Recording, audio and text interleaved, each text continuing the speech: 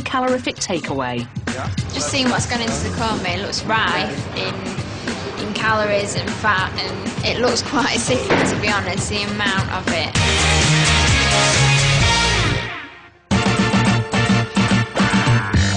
It's been 6 weeks since Supersized Keith and Superskinny Tiffany left the feeding clinic.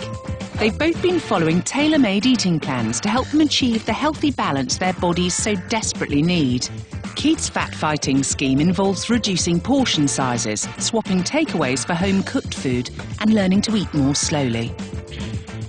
I haven't touched any takeaways whatsoever in the last 6 weeks, and to be honest with you, because I'm eating good foods and not feeling like I'm going without, and I'm not getting hunger pains or anything like that, I'm not missing them really.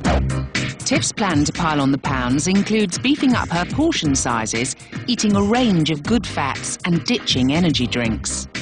I'm finding it much easier to finish a meal. I think my stomach's probably got a bit bigger, so when I get halfway through a meal I'm more relaxed and I just sort of finish it like anyone else does.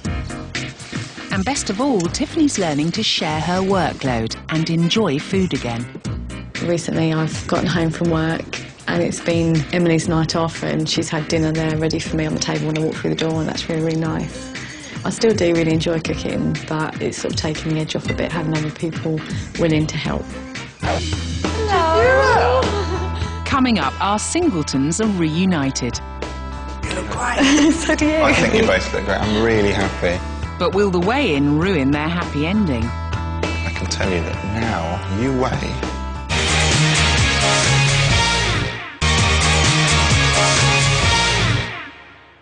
Earlier, Elaine, Rachel, Rebecca and Fiona tackled their attitudes towards exercise, and under the guidance of dietitian Ursula Philpott, they've learnt to replace their intense calorie-burning exercise regimes for more relaxing yoga.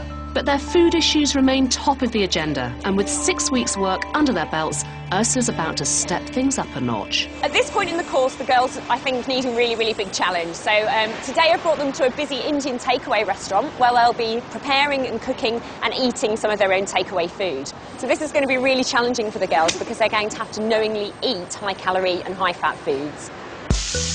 A gourmet curry gets most people salivating, but for anorexia sufferers, food is not about pleasure, it's all about control.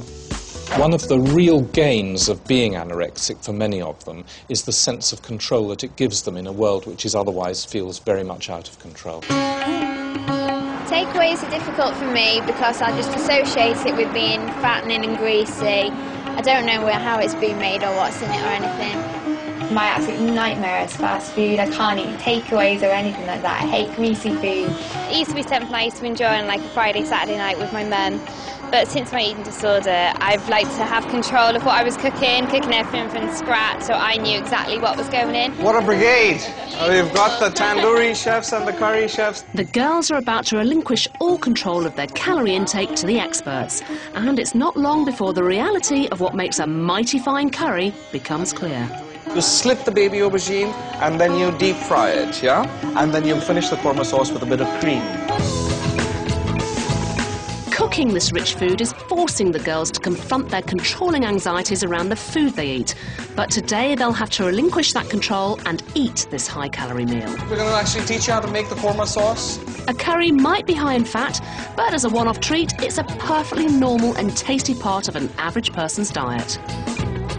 Just seeing what's gone into the gourmet, it looks rife in calories and fat, and it looks quite sickening, to be honest, the amount of it. So I'd really only have a teaspoon, I think, looking at it. With the cooking complete, it's time to head home to eat. But will the girls manage to let go of their calorie obsessions and simply enjoy the fruits of their labour? I'd probably say that you need a little bit more rice and a little bit more sauce. Okay. Probably just a couple of spoons of each, yeah. If someone had told me I was going to eat Indian, I'd have said, OK, I'll eat Indian, but I won't eat a korma. Yeah, and it's actually my favourite dish. When you have an eating disorder, you have very fixed ideas or fixed beliefs about how things should be or how things are, and actually sometimes the reality is different. And one of the things I wanted to get you to get a sense of today is that actually, you know, your beliefs about takeaways might not be true. I really enjoyed it. Really, really nice. And how are you feeling full-wise? Because that pushed you with your portion a bit there. I feel actually fine at the moment, so I'm quite happy with that. At the beginning, the girls struggled with even a sandwich. But with 6 weeks of united efforts, they're finally managing to eat regular meals. I really enjoyed it, the taste of it, the texture and everything. It was something that I could easily have again. I really, really enjoyed it. And to be honest, I put the taste above the calories today. And I think that's an important point, isn't it, that you made about putting taste above calories and actually choosing things that you like the taste of, rather than thinking, I can't have this or I can't have that.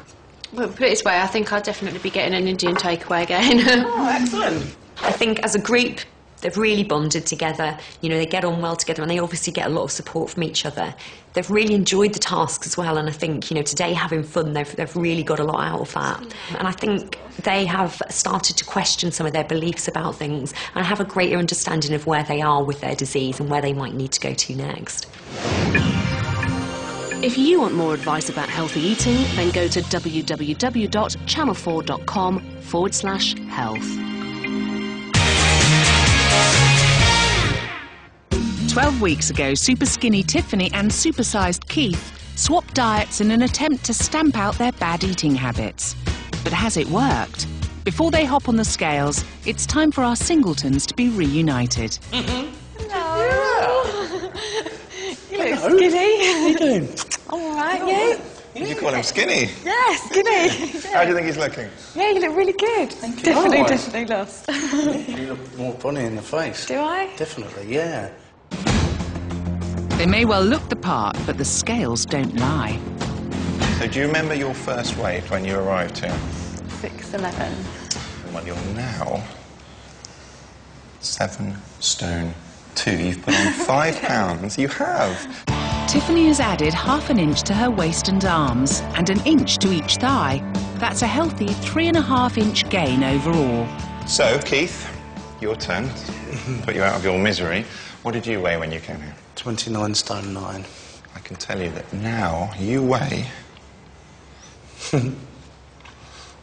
26 stone. So you've lost 3 stone